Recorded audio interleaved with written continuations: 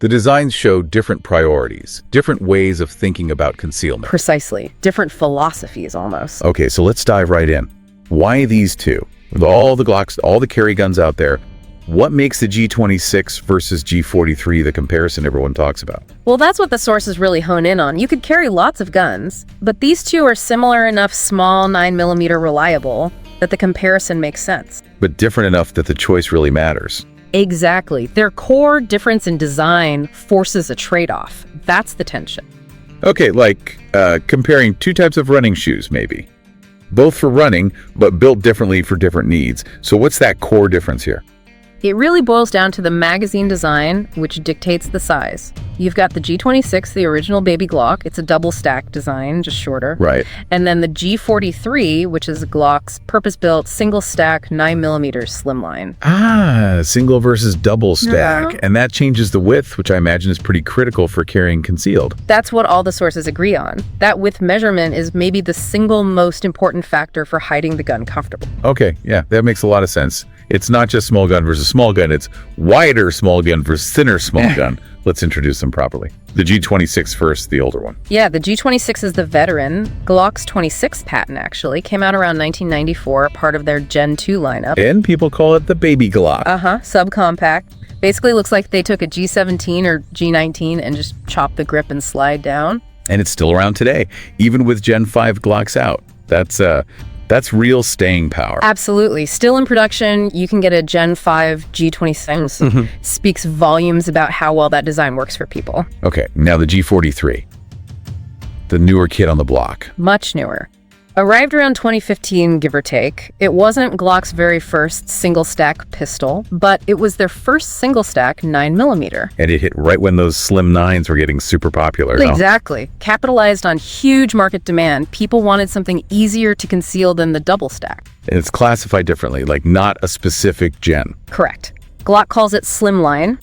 The sources say it's kind of its own thing, generationally. It's one of the smallest Glocks overall. Really only the little G42 and .380 is smaller. Okay, you said size is key. Let's hit the numbers. What do the specs tell us? How do they immediately show that trade-off you mentioned? Right, looking at the charts, some numbers are surprisingly close. Barrel length, almost identical. Just under 3.5 inches for both. Overall length, height, also very, very similar. The G43 might be, what, a 1/4 inch shorter? Height is basically negligible difference depending on who measured it. So if length and height are pretty much a wash, where's that critical difference? Has to be the width. Bingo. That's the dimension everyone points to. The G26, being double stack, it's around 1.3 inches wide. Okay. The G43, single stack magic, it's much thinner, like 1.02, maybe 1.06 inches wide, depending on the source. Right, so less than 1/3 of an inch difference on paper. Doesn't sound like much, but yeah. How does that tiny number feel when you actually, strap it on all day? Yeah, that's the million-dollar question, isn't it? The sources all agree that fraction of an inch, combined with the weight difference, it's huge. The G43 is lighter, too. Oh yeah, noticeably. Comes in around, say, 16 to 18 ounces empty. The G26 is more like 19 to almost 22 ounces. So that thinness and lightness, that's the G43's main selling point for concealment. Absolutely. The sources say it just disappears much more easily, especially under light clothes, t-shirts, that kind of thing, or for deeper concealment methods. And that thin grip, often better for smaller hands, more comfortable. Okay, but the G26, that extra width and weight must do something positive. It does. It helps manage recoil. Both are small 9mm, they're going to kick. But the G26, with that extra mass, is generally reported as being a bit softer shooting. So easier to control for follow-up shots, maybe? Potentially, yeah. Faster, more accurate follow-ups for some shooters, but the trade-off is, yes, it's bulkier, harder to hide, and for some people, that width just feels blocky, like a little brick in the hand, as one source put it. Gotcha. So size drives that first big trade-off. Yeah. Concealment versus shootability. What about capacity? Bullets in the gun. Another really clear difference right out of the box. The G26 standard magazine holds 10 rounds plus 1 in the chamber, so 10 plus 1. Okay, and the G43. Standard factory mag is 6 rounds, so 6 plus 1. Big difference. That's almost half. And the G26 has that magazine trick, doesn't it? It absolutely does. This is a huge plus for the G26 that the sources always highlight. Because it's a double stack, it can use magazines from the bigger Glocks. Like the G19 and G17. Exactly. You can pop a 15-round G19 mag, a 17-round G17 mag, even those, 33-round stick mags in a G26 works perfectly. Wow. Okay, so massive capacity potential if you need it, even if it makes it less concealable. What about the G43? Can you increase its capacity at all? You can, yeah. The aftermarket has stepped up. You can get base plate extensions that add like 2 or 3 rounds. You could get it up to 8+1 or 9+1. There's a catch sometimes. Well, one source did mention potential reliability concerns with some aftermarket mag extensions compared to the rock-solid reliability you expect from factory Glock mags. It's something to be aware of. So G43 capacity can be boosted, but maybe not as simply or reliably as just using a standard bigger Glock mag in the G26? Pretty much sums it up. The G26 definitely wins on capacity flexibility, but, the sources also make a good counterpoint. That confidence and proficiency matter more than just raw numbers. 6 rounds you can shoot well might be better than 10 rounds you struggle with, right? Especially in a high-stress situation, it's about what works for you. That is a really important point to consider. Okay, let's shift from carrying to shooting. How do they actually feel at the range? Recoil, accuracy. Right, like we touched on, they're small 9mm. You'll feel the recoil more than a full-size gun. Sources use words like snappy, quite the kick, less metal and polymer to absorb the bang. And the G26 handles that kick a bit better because it's heavier. That's the general consensus, yeah.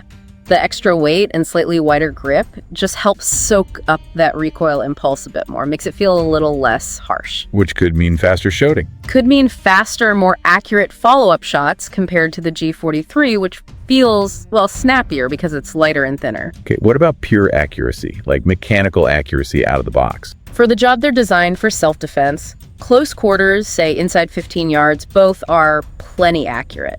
Your skill as a shooter is likely the bigger factor at those distances.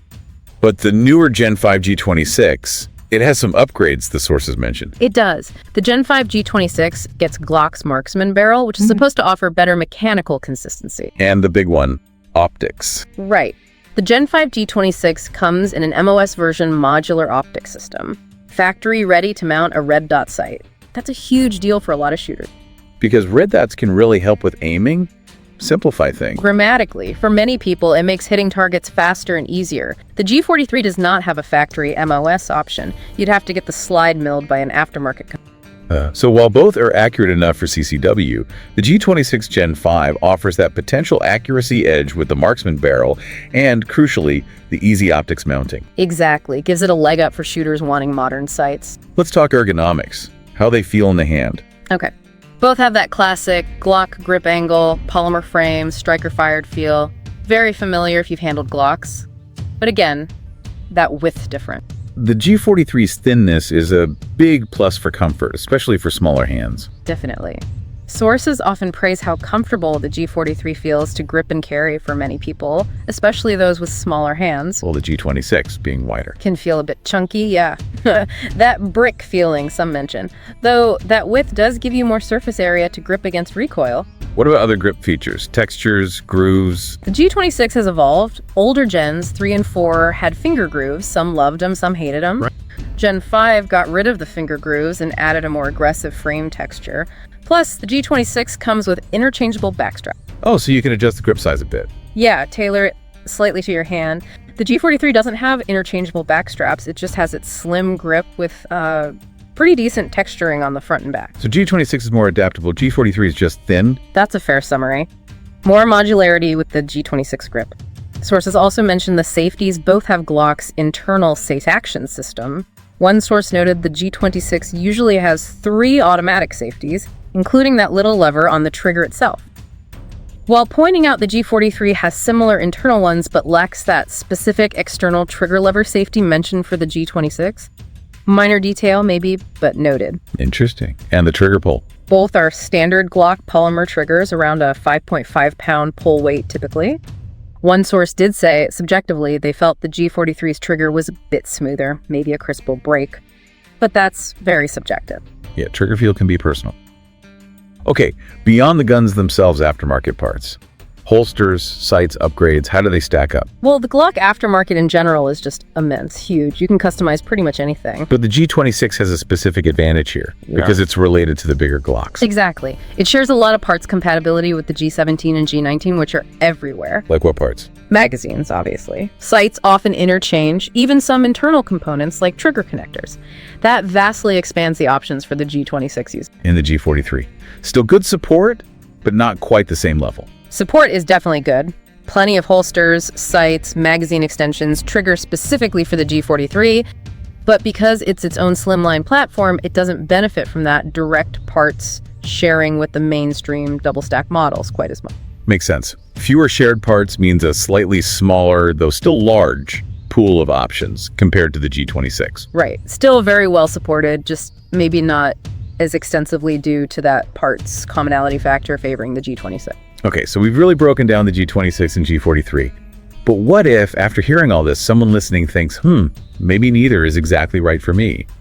Did the sources mention any popular alternatives in this same subcompact space? They did, yeah. A few key ones came up. First, interestingly, another Glock. The Glock 43X. Okay, how's that different? It's kind of a hybrid. It uses the slim G43 slide and barrel, but puts it on a slightly longer grip frame. Ah, so taller grip. Right, which allows it to hold a 10+1 capacity magazine like the G26, but still in that slim single stack width of the G43. So G43 thinness, G26 capacity, best of both worlds for some people maybe. Exactly. It directly addresses that core capacity versus width trade-off, very popular option. Oh, well. The Smith & Wesson MT9 Shield Plus was mentioned frequently. That's another micro-compact 9mm, also typically 10+1 or even higher capacity. Sources often praise its trigger feel, and it's known for being flat and easy to carry. Good aftermarket, too. Okay, Shield Plus. And one more. The Canik TP9 Elite SC. This one often gets highlighted as a great value. It's a subcompact, often comes optics ready from the factory, which is a big plus. Capacity, trigger. Higher capacity, usually 12+1 or 15+1 with the included extended mag. And Canik triggers are generally known for being really good, smoother and lighter than stock Glocks, maybe around 4.5 pounds according to one source. Interesting options. Okay, let's bring it all home. After digging through specs, features, feel, capacity, is there a clear winner here? Glock 26 versus Glock 43? You know, the sources are absolutely unified on this point. There is no single better gun, period. It really just depends on the user. 100%. It comes back to your personal priorities, your hand size, your typical clothing, how you intend to carry. So to summarize that final choice, the Glock 43 wins if maximum concealability is your absolute top priority. It's lighter, it's significantly thinner, easier to hide under minimal clothing, often better for smaller hands or deep concealment, plus maybe a subjectively nicer trigger for some. Right. And the Glock 26 wins if you prioritize higher capacity magazine flexibility with bigger Glocks, potentially easier recoil management leading to better shootability for you, more grip modularity with backstraps, or if you definitely want a factory optics ready option like the Gen 5 MOS, it leans towards versatility and shootability over ultimate thinness. And price-wise, maybe a slight edge to the G43 sometimes? Generally, yeah. The G43 often comes in a little cheaper, but they're both so popular, prices fluctuate. You can usually find good deals on either one. So wrapping up this deep dive, it's clear the G26 and G43 are both excellent, reliable choices, but they represent that fundamental fork in the road for concealed carry. Ultimate slimness and concealability with the G43. Versus higher capacity, shootability, and versatility with the G26. And it's really fascinating how those small, on-paper differences, that quarter inch of width, those few ounces of weight, translate into such tangible differences in daily carry comfort and shooting performance. It really is. It underscores how much those little details matter in the real world. Which kind of leaves us with a final thought for you to chew on, doesn't it? Thinking beyond just these two guns. How often do seemingly minor technical specs in any tool or piece of gear end up having a surprisingly big impact on how it actually feels and works for you in practice? Yeah, it's a great reminder that specs on a page are just the beginning. Understanding how those specs translate to your experience, your needs. That's where the real insight lies. Makes you think about how we evaluate things, doesn't it? Thanks for tuning in. Really appreciate you being here. Until next time, take care, shoot straight, and stay safe out there.